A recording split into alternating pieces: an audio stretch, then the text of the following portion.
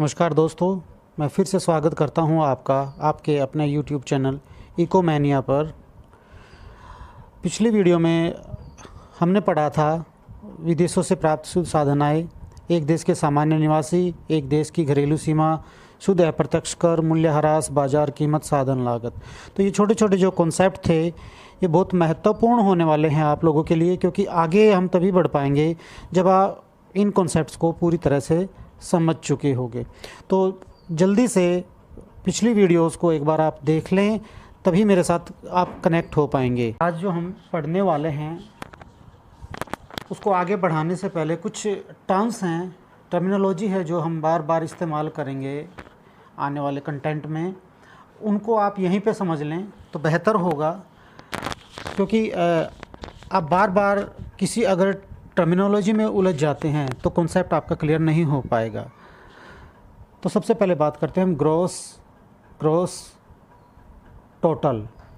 तो डेप्रिसिएशन को इंक्लूड करके अगर आप चलते हैं, चाहे वो आपकी डोमेस्टिक इनकम हो चाहे नेशनल इनकम, तो वो ग्रॉस होगी आपकी, क्योंकि आपने डेप्रिसिएशन को उसमें इंक्लूड कर दिया है। और जब भी आप नेट निकालते हैं तो आप एक्सक्लूड कर देते हैं डेप्रिसिएशन को। तो ग्रोस से नेट पे जाना हो, नेट से ग्रोस पे जाना हो तो डेप्रिसिएशन इंक्लूड या एक्सक्लूड होगा। फिर एक टर्म हम यूज़ करेंगे डोमेस्टिक। तो डोमेस्टिक का यहाँ पे मतलब होगा हमारा डोमेस्टिक टेरिटरी के अंदर जो भी इनकम जनरेट की जाती है। नेशनल वर्ड जब यूज़ करेंगे हम तो हमारा मतलब होगा उसे नॉर्मल रेजिडेंट, किसी भी कंट्री के नॉर्मल रेजिडेंट्स, जो हम ऑलरेडी पढ़ चुके हैं। प्रोडक्ट वर्ड जो यूज़ करेंगे हम यहाँ पे value of final goods and services, अंतिम वस्तुओं और सेवाओं का जो बाज़ार मूल्य होगा वो हमारा प्रोडक्ट कहलाएगा या उत्पाद कहलाएगा। मार्केट प्राइस, वो कीमत जिस पर हम अपना कोई सामान बेचते हैं तो वो हमारा मार्केट प्राइस होता है। फैक्टर कॉस्ट, उत्पादन के साधनों को जो कुछ भी अदा किया जाता है वो हमारा फैक्टर कॉस्ट कहलाता है। तो उत्पादन के साधनों को हम जो कुछ भी पे करते हैं, रेंट, वेजेज, इंटरेस्ट, प्रॉफिट के रूप में, वो फैक्टर कॉस्ट कहलाएगा आपका। और अकाउंटिंग ईयर एक साल को गिना जाता है आपका, जैसे कि भारत में 1 अप्रैल से लेके 31 मार्च तक हमारा अकाउंटिंग ईयर है।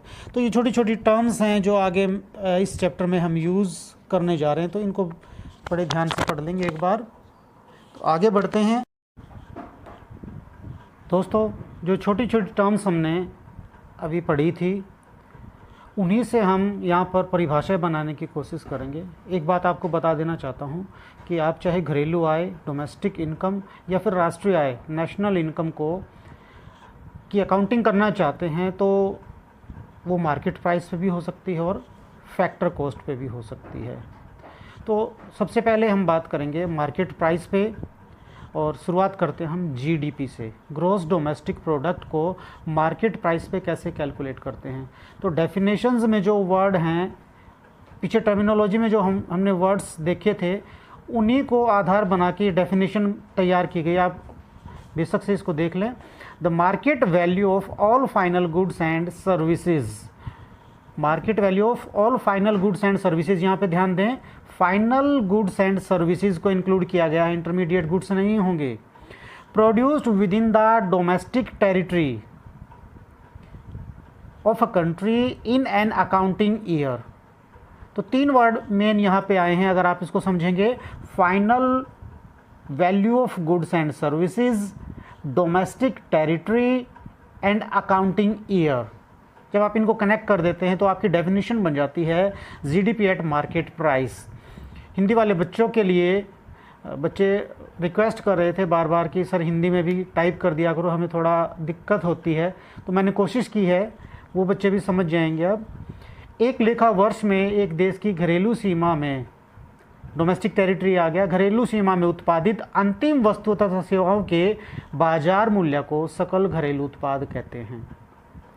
तो बिल्कुल क्लियर है, पीछे जो आपने टर्मिनोलॉजी पढ़ी थी उनके आधार पे इसकी परिभाषा तैयार करना आप लोगों के लिए मुश्किल नहीं है। तो मैं फिर से वही कहूँगा कि वो टर्मिनोलॉजी आप एक बार याद कर लेंगे तो अलग अलग परिभाषाएं आप आसानी से बना सकते हैं। तो अगली परिभाषा हम लेते हैं जीडीपी एट फैक्टर कॉस्ट। जब आप फैक्टर कॉस्ट की बात करते हैं तो उत्पादन के साधनों की बात करते हैं। तो इतना सा परिवर्तन आएगा यहाँ पे। देखिए, sum total of factor income generated within the domestic territory. Domestic territory वही वर्ड है हमारा। Of a country in an accounting year is known as GDP at factor cost. सिर्फ फ़र्क क्या आ गया यहाँ पे, हम पिछले डेफिनेशन में value of goods and services की बात कर रहे थे और यहाँ पे हम कह रहे हैं सम total of factor income generated. तो उत्पादन के साधनों ने जो कुल आय जनरेट की है किसी भी देश की घरेलू सीमा में रहकर और एक वर्ष के अंदर, तो वो हमारी क्या होगी, जीडीपी एट फैक्टर कॉस्ट। तो एक लेखा वर्ष में एक देश की घरेलू सीमा में उत्पादन के साधनों द्वारा अर्जित कुल आय को साधन लागत पर सकल घरेलू उत्पाद कहते हैं। स्पष्ट हो जाता है डिफरेंस क्या है। जब आप मार्केट प्राइस की बात कर रहे थे तो value of goods and services की बात कर रहे थे। आप फैक्टर कॉस्ट पे जब जीडीपी की अकाउंटिंग करते हैं तो वहाँ पर सम total of factor income generated, some total of, कुल मिलाकर जो भी उत्पादन के साधनों ने आय अर्जित की है, ये शब्द आप इसमें ऐड कर देंगे तो डेफिनेशन आपकी आराम से बन जाती है। तीसरी डेफिनेशन की तरफ बढ़ते हैं। अब बात करेंगे हम नेशनल इनकम की। दोनों जो कॉन्सेप्ट थे हमारे पुराने वो क्या थे, पिछले वाले वो थे हमारे डोमेस्टिक के। अब बात करेंगे नेशनल की। तो नेशनल पे आते ही बात हो जाएगी अब हमारी किसकी, नॉर्मल रेजिडेंट की। अब यहाँ पे वर्ड हमने चेंज करना है, रिप्लेस करना है। वहाँ डोमेस्टिक टेरिटरी कह रहे थे, यहाँ पे वर्ड हम लेके आएंगे नॉर्मल रेजिडेंट। मार्केट प्राइस की बात कर रहे हैं तो बात वो वहीं की वहीं है। The market value of all final goods and services produced by normal resident. देखिए आ गया ना ये शब्द नॉर्मल रेजिडेंट। कौन सा वर्ड रिप्लेस किया हमने, डोमेस्टिक टेरिटरी। अकाउंटिंग ईयर वो हर जगह रहेगा आपका, क्योंकि हम एक साल के दौरान जो भी आय अर्जित होती है उसी को हम गिनते हैं। तो यहाँ पे बहुत ज़्यादा बड़ी बात नहीं है, सिर्फ बात इतनी सी है कि आपने डोमेस्टिक टेरिटरी को चेंज करके नॉर्मल रेजिडेंट वर्ड डालना है। एक लेखा वर्ष में एक देश के सामान्य निवासियों द्वारा उत्पादित अंतिम वस्तु तथा सेवाओं के बाजार मूल्य को सकल राष्ट्रीय उत्पाद कहते हैं। तो अगली डेफिनेशन की तरफ बढ़ते हैं। अब फैक्टर कॉस्ट पे बात करेंगे हम। GNP eight factor cost. Factor cost पे कैसे कैलकुलेट करते हैं आप इसको, तो जब आप फैक्टर कॉस्ट की बात करेंगे तो वही रहेगा आपका जो हमने जीडीपी एट फैक्टर कॉस्ट में बात की थी। डोमेस्टिक टेरिटरी वर्ड को फिर रिप्लेस करेंगे हम नॉर्मल रेजिडेंट से। सम total of factor income generated by the normal resident of a country in an accounting year. तो उत्पादन के साधनों द्वारा जो भी आय अर्जित की जाती है, किसके द्वारा, उत्पादन के साधनों के द्वारा, एक लेखा वर्ष में उत्पादन के साधनों के द्वारा। और वो उत्पादक कौन होंगे, एक देश के सामान्य निवासी होंगे। डोमेस्टिक टेरिटरी चाहे कोई भी हो वो हमने ध्यान नहीं रखना है, यहाँ पे हम बात करेंगे नॉर्मल रेजिडेंट की। और जब डोमेस्टिक टेरिटरी की बात कर रहे हैं तो वहाँ पे हमें बिल्कुल ध्यान में नहीं रखना कि वो रेजिडेंट हैं कि नॉन रेजिडेंट। हमें देखना है कि डोमेस्टिक टेरिटरी में प्रोडक्शन किया गया है कि नहीं किया गया है। तो ये 4 डेफिनेशन आप बना लेंगे तो आपका काम बहुत आसान हो जाएगा आगे बढ़ना। आगे देखते हैं। तो जिन चीज़ों के बारे में हमने यहाँ पे बात की है अभी तक, ग्रॉस डोमेस्टिक प्रोडक्ट के बारे में बात की। नेट, ग्रॉस को नेट बनाना है तो डेप्रिसिएशन को माइनस करना है यहाँ पे, तो दूसरी टर्म बन जाएगी आपकी नेट डोमेस्टिक प्रोडक्ट। फिर हमने देखा ग्रॉस नेशनल प्रोडक्ट, उसको नेट बनाना है आपने, फिर डेप्रिसिएशन माइनस कर दिया तो वो बन जाएगा आपका नेट नेशनल प्रोडक्ट। ये सारे के सारे ये 4 टर्म्स हैं हमने किस पे देखी हैं, बाजार कीमत पर। इसी प्रकार से हम साधन लागत पर भी ये 4 एग्रीगेट्स लेंगे। पहला एग्रीगेट्स होगा आपका जीडीपी एट फैक्टर कॉस्ट। जब उसको नेट बनाना है तो डेप्रिसिएशन माइनस कर देंगे, नेट बन जाएगा, नेट डोमेस्टिक प्रोडक्ट हो जाएगा आपका। फिर नेशनल की बात करें, ग्रोस नेशनल प्रोडक्ट, तो ग्रोस नेशनल प्रोडक्ट में भी वही करना, आपने नेट पे जाना है तो वो हो जाएगा आपका नेट नेशनल प्रोडक्ट।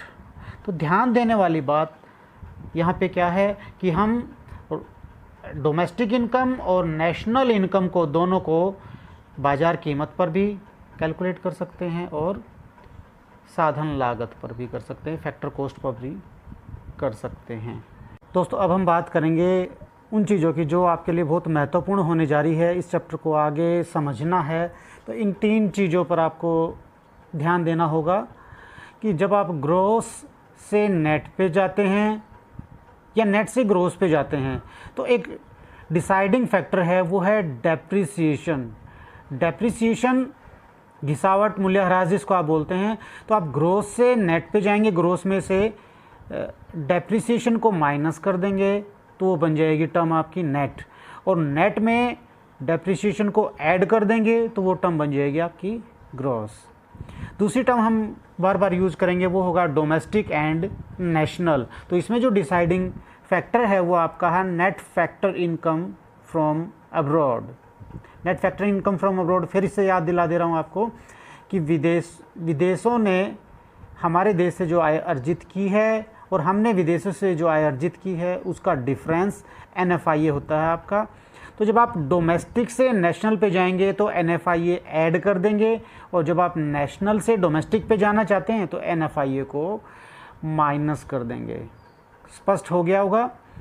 तीसरी टर्म्स जो हम यूज़ करेंगे यहाँ पे, मार्केट प्राइस से फैक्टर कॉस्ट पे जाना हो या फैक्टर कॉस्ट से मार्केट प्राइस पे जाना हो तो net indirect tax deciding factor होने वाला है यहाँ पे। नेट इनडायरेक्ट टैक्स आपको पता है, नेट इनडायरेक्ट टैक्स पढ़ लिया था आपने। इनडायरेक्ट टैक्स और सब्सिडी का डिफरेंस होता है नेट इनडायरेक्ट टैक्स। तो जब आप मार्केट प्राइस से फैक्टर कॉस्ट की तरफ बढ़ेंगे तो मार्केट प्राइस में से NIT को माइनस कर देंगे, और जब आप फैक्टर कॉस्ट से मार्केट प्राइस की तरफ जाएंगे तो NIT को ऐड कर देंगे।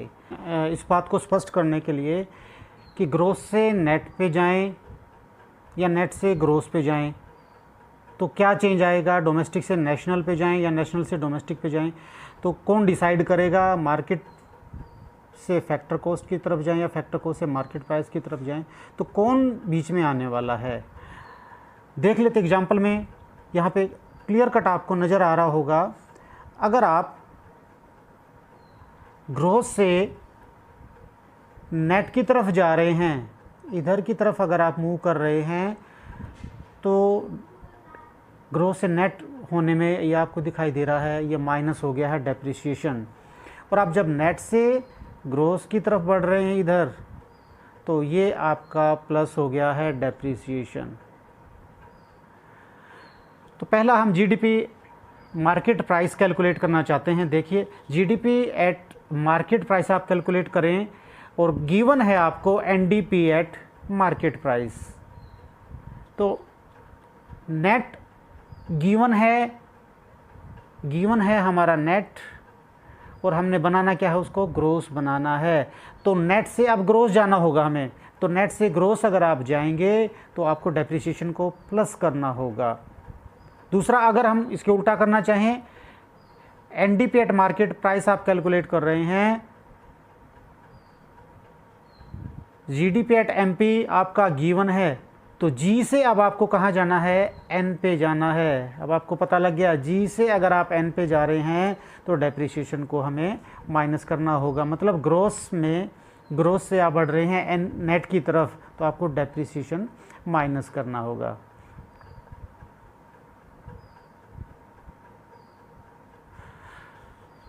दूसरे एग्जाम्पल में देखिए, अब हम बढ़ना चाहते हैं डोमेस्टिक से नेशनल की तरफ।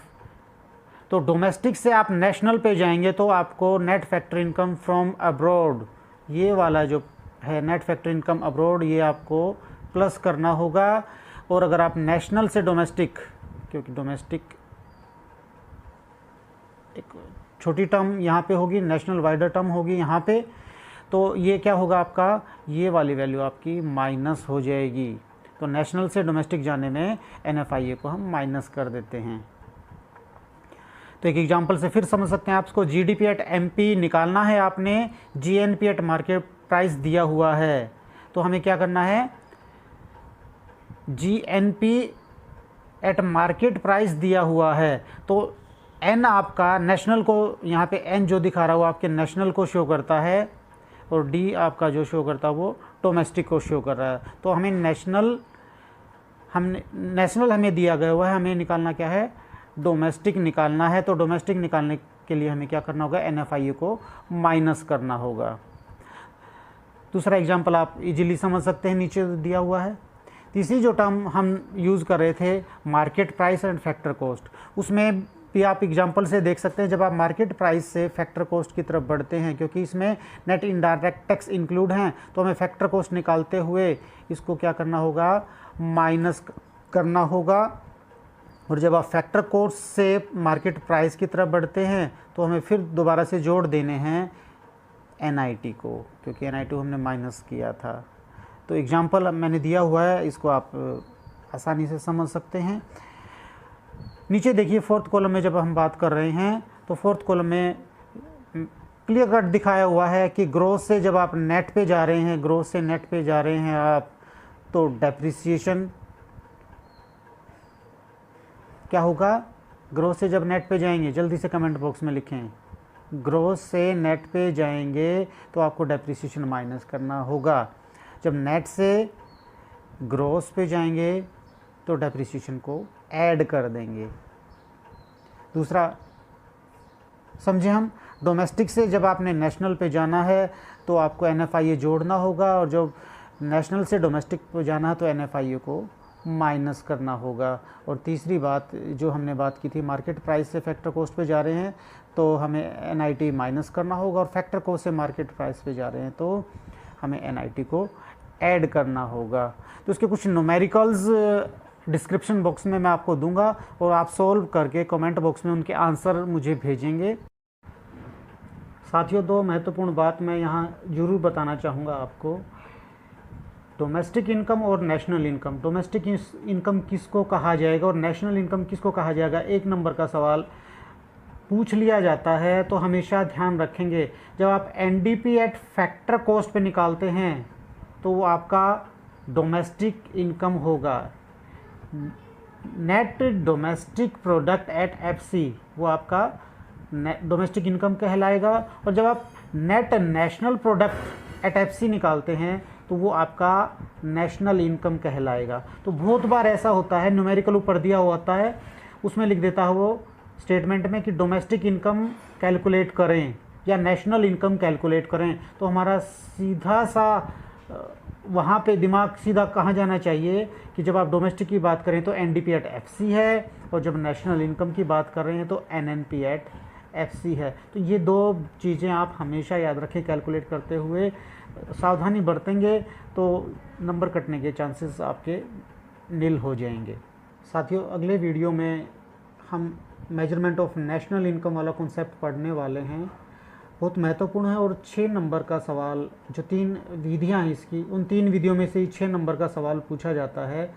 तो पहली जो विधि हमारी मूल्य वृद्धि विधि, वैल्यू एडिड मेथड जिसको बोलते हैं, उसके बारे में हम पढ़ने वाले हैं। उससे पहले मैं कोशिश करूँगा उस वीडियो के आने से पहले आपके कुछ न्यूमेरिकल्स का सॉल्यूशन हम वीडियो के माध्यम से करने की कोशिश करेंगे। तो अगर पॉसिबल हुआ तो, क्योंकि न्यूमेरिकल करने के लिए आमने सामने होना ज़रूरी होता है, संसाधनों का होना ज़रूरी होता है, ख़ासतौर से आपको बोर्ड पेन तो चाहिए ही, तो वो उपलब्ध नहीं है इस समय पर। फिर भी हम कोशिश करेंगे कि उसको अगर हम कर पाते हैं। तो दोस्तों, आज के लिए इतना ही। अपने पिछले किए हुए काम को रिवाइज़ करें, अपने नोटबुक में लिखें, और लाइक शेयर कमेंट सब्सक्राइब भी कर दें। आपका बहुत बहुत धन्यवाद होगा। जय हिंद।